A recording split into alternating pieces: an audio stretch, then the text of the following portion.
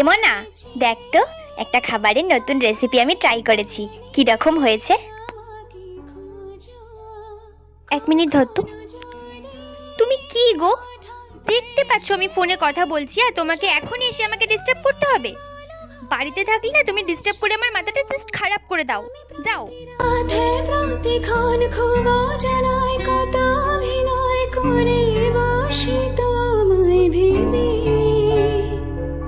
এমনা, হারটা দেখ কি সুন্দর না, ভাবছি এটা কিনে নেব, কেমন হবে রে?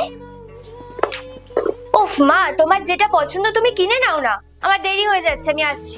আমি বলিনি তুমি স্বপ্নতে কেন আসলে আমার অভিমান। জানিস তো মনা, বিকেল বেলা পাশের বাড়ির ওই তন্দ্রা কাকিমা হেসে হেসে এমন গল্প বলছিল যে আমরা লুটোপুটি খাচ্ছিলাম।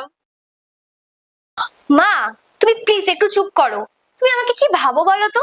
আমার হাতে অনেক সময় আছে যে তোমার এই সমস্ত ফালতু গল্প আমি শুনে বেড়াবো? এখন আর তোর আমার সাথে কথা বলতে ভালো লাগে না, তাই না?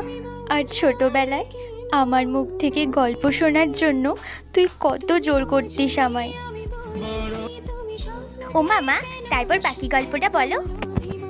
মনা, আজকে খুব ঘুম পাচ্ছে, তারপর বাকি গল্পটা তোকে কাল শোনাবো। না, আমি এখনই শুনবো।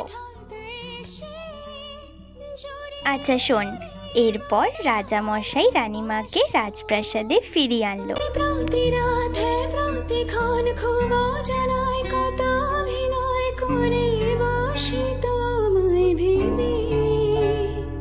জানি রে মনা, এখন আর তোর আমার সাথে কথা বলতে একদম ভালো লাগে না।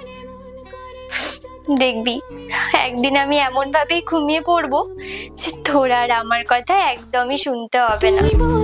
মা, আমি বলিনি তুমি স্বপ্নতে কেন আসলে।